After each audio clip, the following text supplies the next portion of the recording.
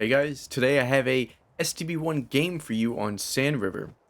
And the STB-1 is one of those tanks that has the automatic siege mode, which takes its gun depression from a pretty decent 8 degrees to a whopping 14 degrees of gun depression, which is better than the likes of the Murat and the Kronvan with 12 degrees without siege mode. So, does the extra 2 degrees from tanks like that, make siege mode worth it? Well, siege mode is one of those finicky mechanics in the game that hasn't been touched in forever, and probably never will be, but I feel kind of needs to be, because there's something wrong with it, and I'm not a game dev, I have no clue how to fix it, but I wish we would address it, and I wish we would fix it, because sometimes the gun reticle just bounces whenever it wants to. And yes, sometimes it could be because you pulled back and you lost your gun depression capabilities, but a lot of the times it's not even that. It has nothing to do with your player input and everything to do with just randomly deciding to bounce. And I don't believe it's going to happen very often in this match, and it is random, but I don't know, something needs to be done about it. I think one solution, if I had to suggest anything, would be to allow me to put my gun all the way down, like the front end of my tank all the way down, and then when I pull my gun up, the hull doesn't follow me. Because right now, that's what it does, is that it follows you. So you'll be at your limits of your gun depression, and then if you look up, your hull will go up with you, for whatever reason. But that's not necessary, clearly, because a tank like the UDES can put its front end down with manual seat mode, and then gets to put its back end up, which gives it a higher point of elevation for its gun. But anyway,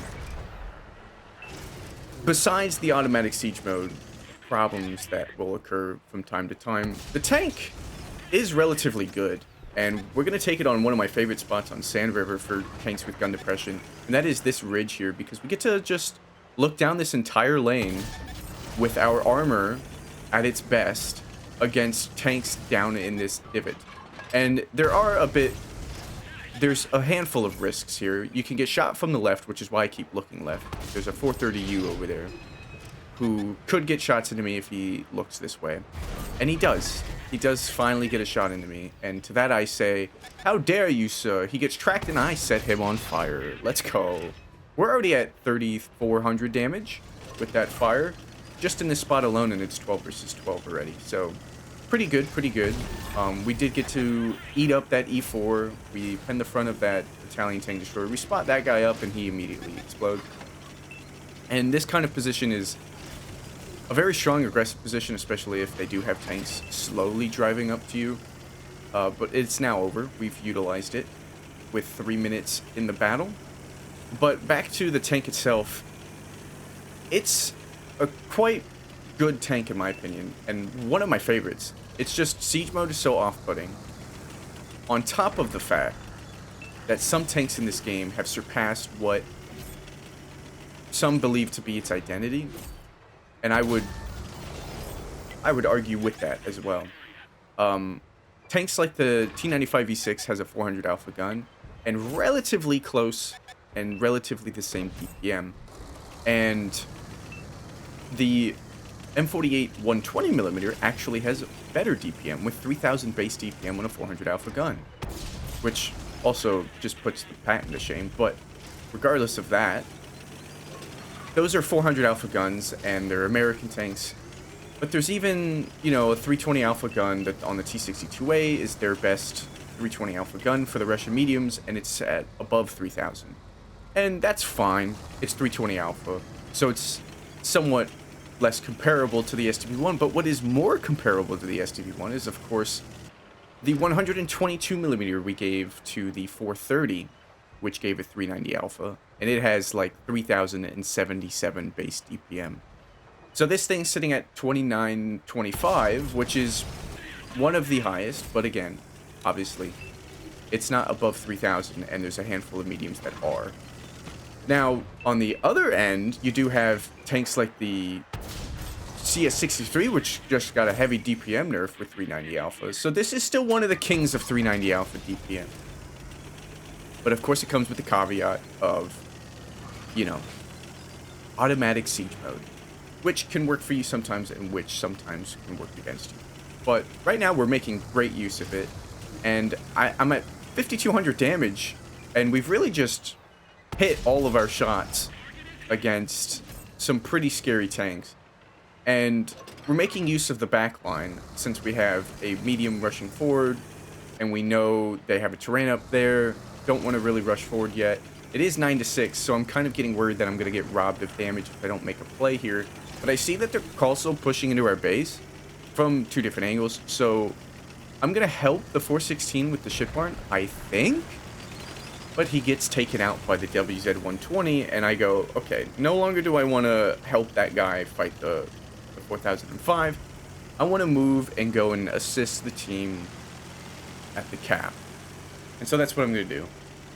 At this moment, too, I remember panicking, going, please don't come around the corner. Please don't come around the corner to the 4005, hoping he wouldn't spot me and get a rear end shot into me, because then it'd basically be game over.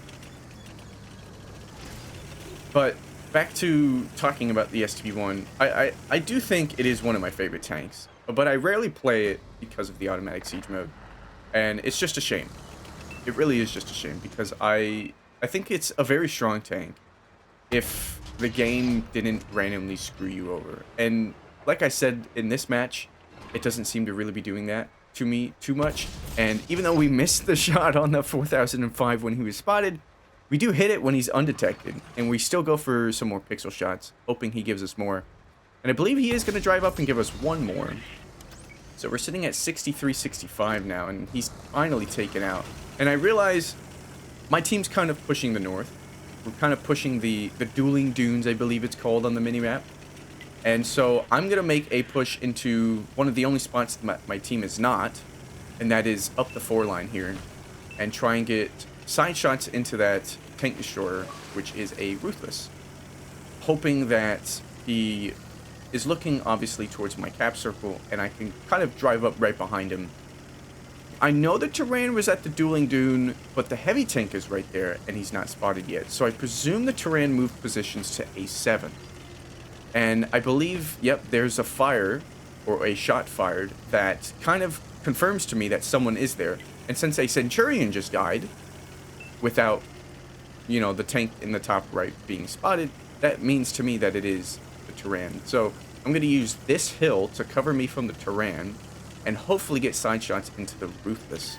And I do peek up a little bit too much, but he's not looking this way, so I'm going to just be able to hopefully farm the side of his vehicle. And this is going to easily rack us up some damage, and we are making use of our DPM. But again, this tank, one of my favorites. The tank line, however, did just get buffed. So if you are looking forward to this tank and you do want to get this tank, the STA-1 actually got a quite substantial buff, and the Type 61 has one of the most insane 90mm base gun DPMs that also got a pen buff, but also has a 105 if you want to utilize that for more pen. Now, we did not get the killing blow on the Ruthless, which was kind of unfortunate, and we did miss that first shot against their terrain. Now, I take the hit from the terrain because I wanted to keep him out in front of me so I could get another.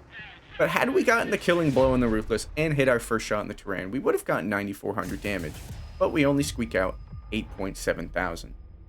We did only get 1 kill, and it is 1572 base XP, which usually 1500 to me was always the metric for an ace in a tier 10, but it's not. It's a first class. But there you go. That is quite a good game in the STB-1, if you ask me.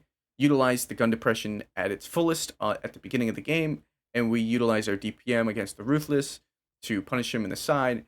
And overall, I believe that was just a good position play throughout the match. Again, though, if you want the STB-1, the tank line did just kind of get buffed. So, honestly, worth a shot. That has been it for me today. Thank you for watching. I'll see you in the next one. Take care.